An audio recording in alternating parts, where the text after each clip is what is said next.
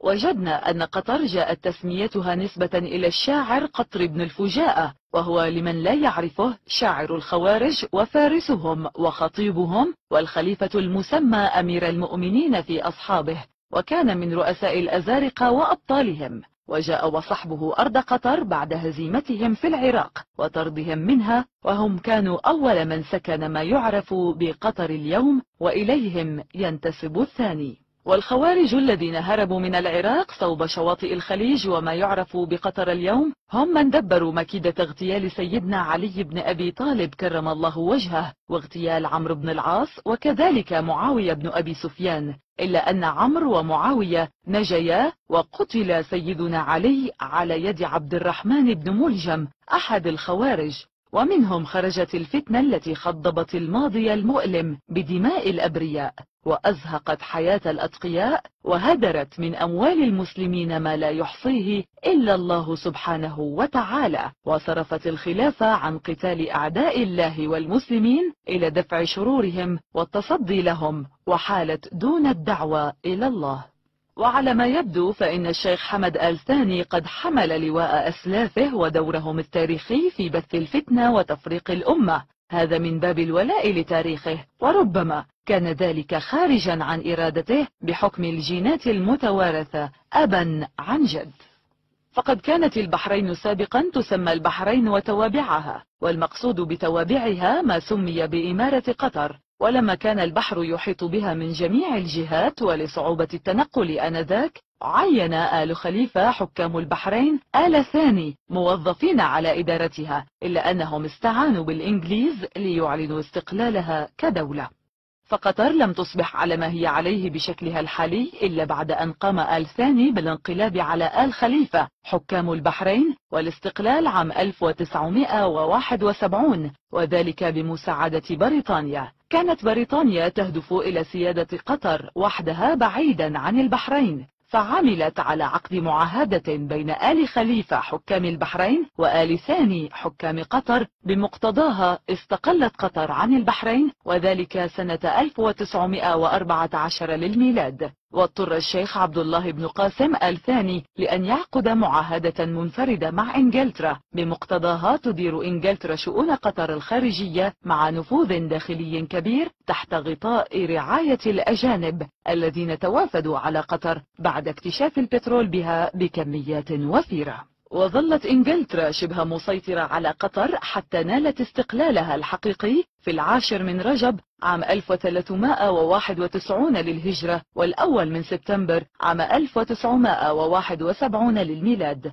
وقد أعلن الشيخ خليفة بن حمد وكان ولي العهد وقتها استقلال قطر عن إنجلترا، ولا يزال حتى يومنا هذا العلمان البحريني والقطري بنفس الشكل. ويبدو أن قطر التي حرصت على ألا يعرف أحد عن تاريخها الحافل بالانقلابات داخل الأسرة الواحدة قد حرصت أيضا على تزوير الجغرافيا، وخاصة الجغرافيا الديمغرافية لسكانها، حيث قامت بتغيير كتاب الجغرافيا في المدارس ليتم إضافة فقرة زعمت من خلالها نزوح القبائل العربية من نجد إلى أرض قطر، وذلك في عشرينيات القرن الماضي، رغم أن القطريين يعرفون أن في إمارتهم قبيلتان فقط، هما قبيلة آل مرة وقبيلة الهواجر.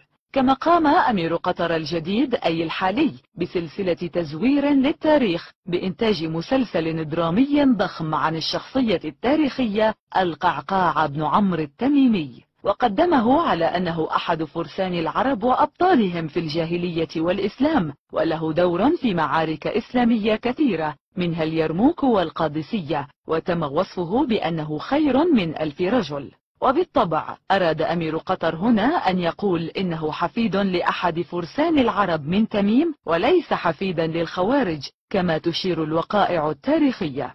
ومما يجدر ذكره أن هناك دراسات كثيرة وباحثون في التاريخ الإسلامي يؤكدون على أن شخصية القعقاع غير حقيقية، لكن ذلك لم يمنع الشيخ يوسف القرضاوي بإيجاز أداء أدوار الصحابة رضوان الله عليهم وتمثيلهم جزئيا في ذلك المسلسل. وذلك من أجل ترسيخ هذه الشخصية لتخدم طموحات أمير قطر في سعيه لزعامة قبيلة تميم، وليقول لباقي زعامات وشيوخ الخليج أنه الأكثر أهمية منهم من حيث النسب القبلي. وبما أن القرضاوي هو من قال في موقعه الرسمي على شبكة الإنترنت: وإذا كان حب الغناء غريزة وفطرة، فهل جاء الدين لمحاربة الغرائز والفطر والتنكيل بها؟ كلا، إنما جاء لتهذيبها والسمو بها وتوجيهها التوجيه القويم. فشكرا لتوجيهات القرضاوي، فكل يغني على ليلاه وهو يغني على ليل حمد.